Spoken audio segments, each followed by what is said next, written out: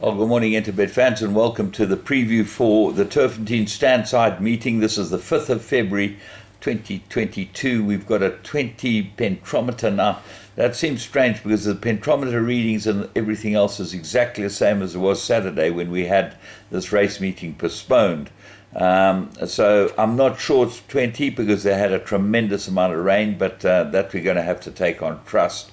It's a 10 race program, and the first is off at 10 past 3. Remember, late start because we've got racing in PE as well. So let's have a look at what this race card looks like.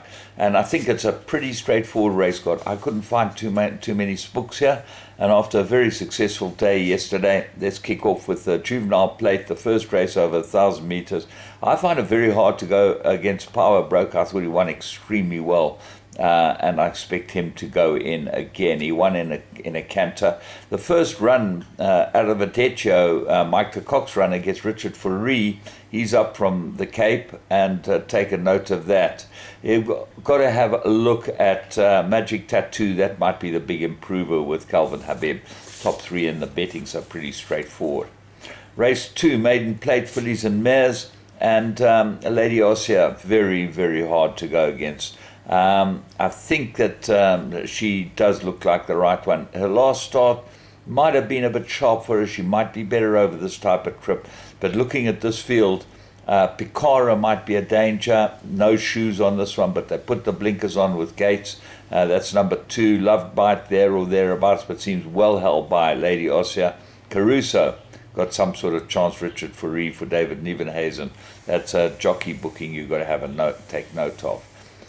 Race 3, Maiden Plate, and they go 1,100 meters, and I'm making an absolute three-cornered contest. This Eagle River is your favorite at 22-10. Very nice last start, and does make him look like the right horse. I mean, the start before last. His last start, the mile looked too far for him, but comes back in trip. But the horse he's got to beat is JP 2000. Rachel Vinegar now gets a ride on this one. This was my first choice all along. 6-1, I think, is a very good each-way cry of her. And I think with him, and I think that this might be the right race for him. So I'm going each way with a JP 2000. Portrayal definitely got a chance. And then Phantom of the Forest didn't run a bad race first time out. Jay Somers runner gets Bernard Fade Herb. Race 4, the first leg of the Pick 6. Remember, Pick 6 carryover, 1 million rand, so it's well worth getting involved in this pool, and I make a two-cornered contest. I'm going with Bella Chica and Mind Reader, 3 and 2. They're the two horses I think will fight out. I think Mind Reader is absolutely ready and should go very well, although drawn 1, that's not in her favor. But she is in the right type of field. She's been mixing it with the best, and this looks like a field that will suit up the alley. Remember When looks like an improver. Race 5 is a Tommy Hotspur, grade 3,000 meters. Never write off number 1 Shanty Man. He's always there or thereabouts. He's a very, very good horse. And Lorenzo Karim has his first trip to Joburg as a fully fledged trader. He's been up many times as an assistant trainer. He knows his way around. Should go well. The favourite's Master Archie, number 5, and looks like a worthy favourite. But there are a number of quick horses here. And this is one of those races, if these two don't come up trumps, you might have the same type of result like you had in the Cape Flying. So when you look at the rest of them, Sweet Future's got good form. Grant Fanica comes up to ride this one for Michael and Adam Azzi. And then there's horses like Winter Stories, who always got a chance, and Gallic Princess, Anna Capri, very quick as well. So I'm going with the top with the 2 that I mentioned first, but then I'm going to take the covered jackpots with the field.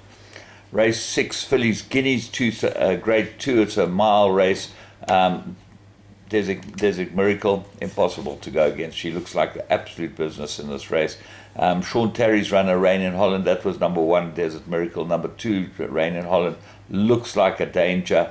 And if you're looking for a real big result, go with number 10, Supreme Quest. She's got a very good profile, this filly, and I think that she'll run very well. She's never been out the money in all 11 starts. Race 7 is the Gauteng Guineas. A mile, and Mike the Cock holds the key. He's got Safe Passage and Aragosta. I'm not sure that these two horses aren't looking for more ground than this mile, but they both won their last starts and won very well. Red Saxon, he's done extremely well, and Bernard Fedhope flies up to ride him for Joe Sommer. That's number 3. William Robertson, very imposing son of William Longsword. He'll go well here. And then Supreme Warrior is the dark horse. That's number 11 with Grant Van Niekerk on him. He's won his first two starts effortlessly. Could go in again. Race 8, Pinnacle, 1,600 meters. And Admire Me, Gavin Van Zyl, Calvin Habib, they should be able to get it right here. Third run after arrest, lots to like about Admire Me. And got to beat the Tarry runners, 1 Victoria Page and 4 La Luvia, but the stable's in pretty poor form at the moment. Fantastical might be the dark horse. Race 9, Pinnacle, 2,400 meters. I'm going with Barrack at these weights. Muzi gets to ride him.